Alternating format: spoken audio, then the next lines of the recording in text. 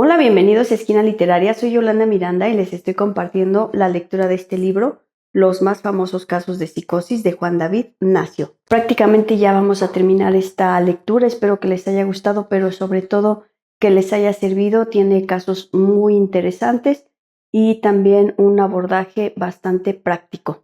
El día de hoy vamos a leer el capítulo número 10, que se llama Las psicosis transitorias a la luz del concepto de forclusión local. Hemos querido cerrar este volumen con un texto de investigación teórica que abre el debate sobre una cuestión esencial en el tema que nos ocupa, la forclusión. El concepto de forclusión propuesto por Jacques Lacan es una de las contribuciones más destacadas del psicoanálisis a la comprensión del fenómeno psicótico. Sin embargo, el campo de la psicosis y de su relación con la neurosis y la perversión continúa siendo para los analistas un terreno en el que aún hay mucho que explorar.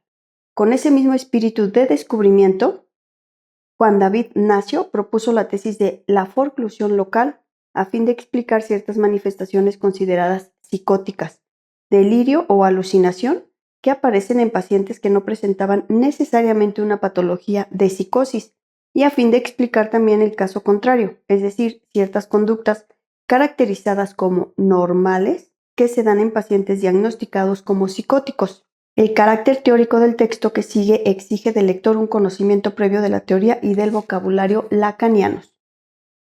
Sugerimos al lector que al leer este capítulo se remita a los libros de Juan David Nacio. La forclusión local. El concepto de forclusión local fue creado por Juan David Nacio para nombrar el mecanismo responsable de estados psicóticos y de fenómenos puntuales, transitorios, de carácter psicótico que se manifiestan en sujetos neuróticos tales como Marianne, cuyo caso presentaremos a continuación. Se trata de la aparición de momentos alucinatorios, de convicciones delirantes puntuales, de pasos al acto fulgurantes, de eclosiones psicosomáticas sobrecogedoras y hasta de pesadillas vividas tan intensamente que el sujeto, que es el teatro de tales sueños, no quiere volver a dormirse. Nacio llama a estas perturbaciones que superan al paciente y sorprenden al psicoanalista formaciones del objeto A, para diferenciarlas de las formaciones del inconsciente, que son el sueño, el lapsus, el acto fallido y hasta la interpretación del psicoanalista. Más que resumir la teoría de la forclusión local y sus manifestaciones clínicas, preferimos exponer en primer término un caso de análisis que la muestra en funciones. Marianne, un ejemplo clínico que muestra la necesidad del concepto de forclusión local. Cuando Marianne, una mujer de algo más de 50 años, se dirige a mí, su situación y sus intenciones no son muy precisas. Vengo para concluir algo, a buscar un apoyo.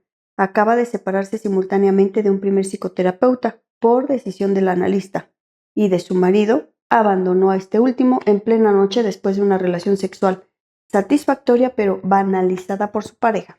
El síntoma que menciona es la aparición de momentos de confusión que la llevan a caer en una especie de niebla de letargo que no le permite concentrarse y que desencadena simultáneamente un estado depresivo. En el curso del análisis sobrevendrán pequeños accidentes a repetición, caídas. Lo que observamos además es la particular disposición de Marianne a estar en otra parte, como en huida incomprensible, fuera del campo especialmente hablando. Los encuentros son siempre difíciles de establecer y siempre irregulares. En el curso de la terapia surge el tema de la fuga. Aparte de eso, Marianne lleva una vida adaptada, con aventuras amorosas ricas, ama a su marido, pero se siente ahogada por él, tiene hijos ya crecidos, hasta ya es abuela. Es una mujer enérgica y eficiente a pesar de esos momentos de caída en el vacío.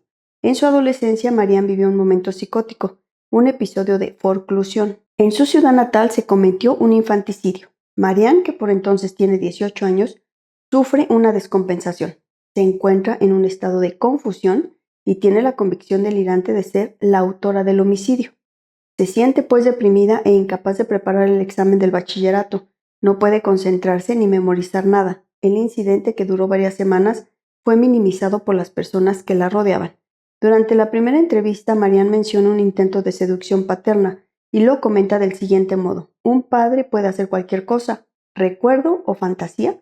No lo sabemos, pero entendemos que Marianne es portadora de la representación de un padre que no sería garante de la ley simbólica y particularmente de la ley de prohibición del incesto. Además, Marianne menciona otro hecho que considera importante. Nació después de 2 hermanos muertos, a quienes supone que ella debía reemplazar. Fue una niña extremadamente juiciosa y sobreprotegida. La madre, que nunca hizo el duelo de esos 2 bebés muertos antes del nacimiento de Marianne, vivió varios episodios depresivos, terminó como un desecho humano, dice Marianne.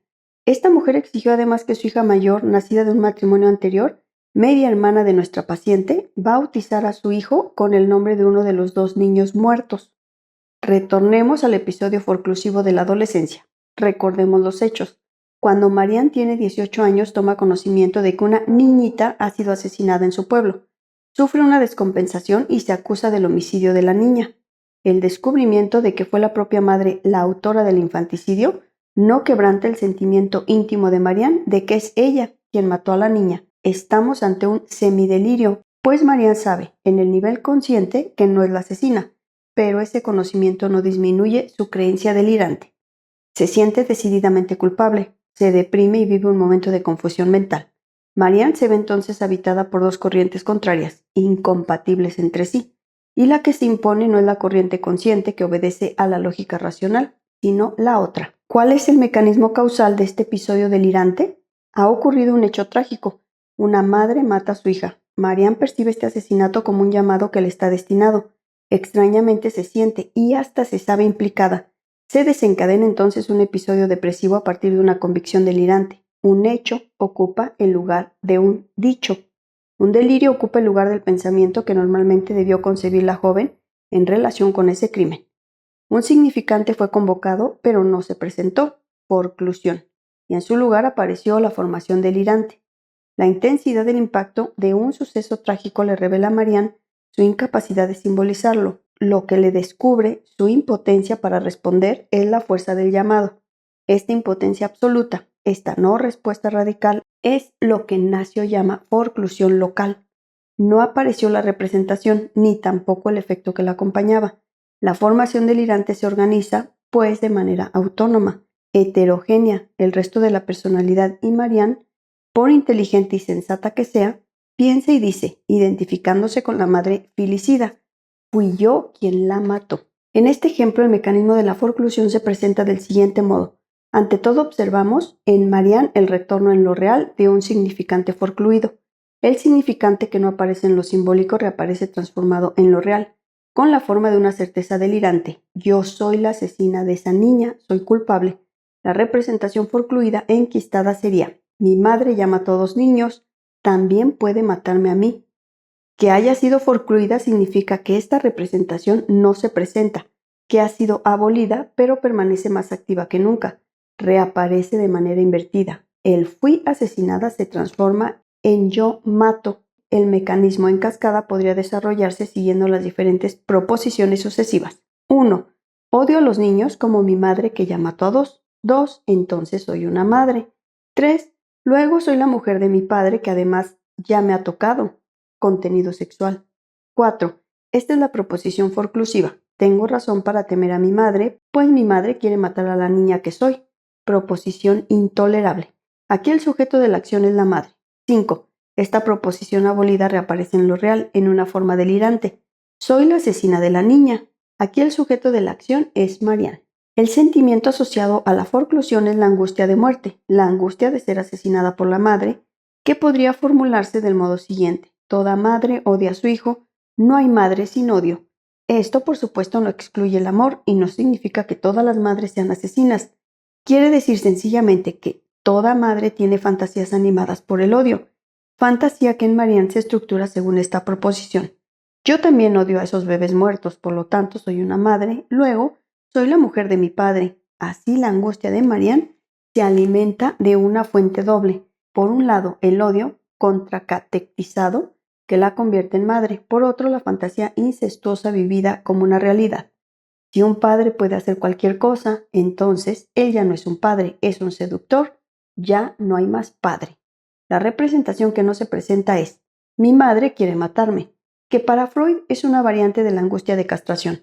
Recordemos que la angustia de estar amenazado por la madre es una angustia típica femenina y que la niña pequeña vive imaginariamente su diferencia sexual como el resultado de una castración ya efectuada. Se comprende pues que la angustia llamada de castración es, para la niña, un temor que recae sobre todo el cuerpo. Al estar forcluida, la representación "mi madre quiere matarme", al haberse hecho añicos la prueba de realidad y al haberse abolido la frontera psíquica, la angustia de castración se impone, pasa al primer plano, pero con un signo invertido, y el "me matan" se transforma en "yo mato". Lo que falló en Marianne cuando se enteró de la noticia del asesinato fue la capacidad de traducir en un significante la fantasía que la habitaba: ser asesinada por su madre. Marianne cae en la confusión precisamente porque no pudo responder con palabras, imágenes y emociones a la violencia que significaba un filicidio. Si en cambio hubiese sentido indignación y hubiese recordado los temores que le inspiraba su propia madre, Marianne habría producido un significante que la habría hecho existir como sujeto. En efecto, el sujeto se engendra en el acto simbólico de decir. A partir del momento en que se produce este episodio y durante 30 años, Marianne vivió su vida sin grandes perturbaciones. Ni siquiera la primera decisión de consultar a un psicoterapeuta estuvo nunca relacionada con el episodio delirante de la adolescencia. Podrá decirse, ¿pero ese episodio es historia vieja? Es el pasado. Ciertamente, en el nivel consciente es un asunto clasificado al que no tiene sentido volver, pero para el inconsciente el tiempo no existe. Lo que se vivió deja una huella. Retornemos al contexto actual, el marco de la cura. Marianne llega a la sesión y me comunica que deberá hacerse cargo de su nieta durante las vacaciones, que esa perspectiva le produce un pánico irracional. No comprende por qué. Aparece entonces una transferencia total y compacta. Me identifica a mí, su terapeuta, como causa de la aparición de ese movimiento de terror. ¿Será su culpa? Sí. Ante tal aparición, Marianne se siente impulsada a huir de la madre que yo represento y pronto me anuncia que ha decidido espaciar nuestros encuentros, que solo vendrá a verme cada 15 días. Desde entonces predomina en la cura la tendencia a la ruptura. Las razones financieras que alega son pretextos inconscientes. La actualización de la transferencia, su afianzamiento y la tendencia a la ruptura son indicios de la proximidad de la zona forclusiva, cuya existencia se descubre gracias al pedido que le hace la hija para que Marianne cumpla una función maternal.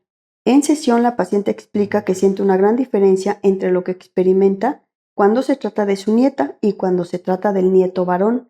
Con este último no siente que haya problema alguno. Ahora bien, recordemos que la víctima del filicidio era una niña. La representación intolerable "mi madre quiere matarme" está muy próxima, pero aún no se presenta. En su lugar se presenta un movimiento de huida en la transferencia con un temor neurótico, que es lo normal, y no con una convicción delirante. Este momento de la cura es fecundo. Marianne nunca conoció a sus dos hermanos muertos, pero pudo percibir hasta qué punto estaban aún presentes en los pensamientos de su madre. Tampoco vio nunca a la niña asesinada, no tenía ninguna imagen, y sin embargo esa niña sin cuerpo, sin edad, sin ninguna característica física que ella conociera, le provocó en la adolescencia un semidelirio. En el interior de la cura analítica, en ese momento preciso en que Marianne quiere huir, una niña también sin cuerpo, muerta por una madre fantasiada, se instala en el espacio intermedio de la relación transferencial, sin que Marianne tenga conciencia de ello. Sin embargo, tiene miedo, es algo que la interpela, diríase en el lenguaje común. ¿Y si eso le ocurriera a ella? Una niña ronda en el primer plano del escenario, pero no es una niña precisa, sino una especie de abstracción desvinculada del contexto. Para parafrasear a Nacio, en los ojos de Laura, diría que una niña de nadie, producida entre la escucha del analista y un decir del analizando, realizó la transferencia e hizo existir lo inconsciente. Marianne, aterrorizada ante la idea de tener que ocuparse de su nieta, teme revivir la fantasía de ser asesinada por su madre, y lo contrario, matar a su niña. El acercamiento a la zona forclusiva pudo no producirse nunca. Fue necesario que Marianne, en posición de hija en el seno de la relación transferencial, encarnando a esa niña sin cuerpo, fuera solicitada simultáneamente por una demanda exterior de tener que asumir un rol de madre. Se produjo pues un choque entre ser la niña que corre el riesgo de que la madre analista la mate y ser la madre que puede matar a su hija, lo cual hizo nacer en ella una sensación de niebla y el deseo de partir. En filigrana, lo que se perfilaba era su deseo incestuoso culpable. Un padre puede hacer cualquier cosa.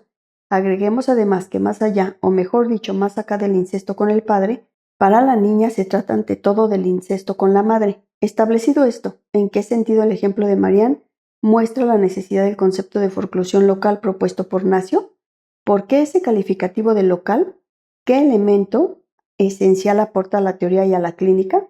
Local implica que el alcance del mecanismo de forclusión en la psique de una paciente como Marianne corresponde solamente a una fantasía animada por la constelación madre-hija, y entre ambas una niña muerta. Aparte de esa fantasía, es decir, aparte de esta realidad psíquica bien circunscrita, las demás realidades psíquicas que estructuran la psique de nuestra paciente han permanecido intactas. Su delirio de adolescente fue solo un semidelirio, un delirio bien localizado, centrado alrededor de la identificación con una madre infanticida. Y más tarde, a la edad de ser abuela, hemos visto hasta qué punto Marianne conservaba una fragilidad cuando se veía ante la obligación de ocuparse de su nieta, mientras que adoptaba una conducta perfectamente normal en la relación con su nieto. Sin duda, según este enfoque de la localización, es decir, de la coexistencia posible de una realidad psíquica estructurada por forclusión con un conjunto de otras realidades estructuradas por represión, Marianne no puede ser diagnosticada como psicótica. Ciertamente, Marianne vivió un episodio de delirio, pero no perdió en absoluto el contacto con la realidad exterior. Espero que les haya gustado la lectura del día de hoy de este libro, Los más famosos casos de psicosis, de Juan David Nacio. Los espero el próximo jueves. Vamos a concluir la lectura de este libro. Muchas gracias por escucharme.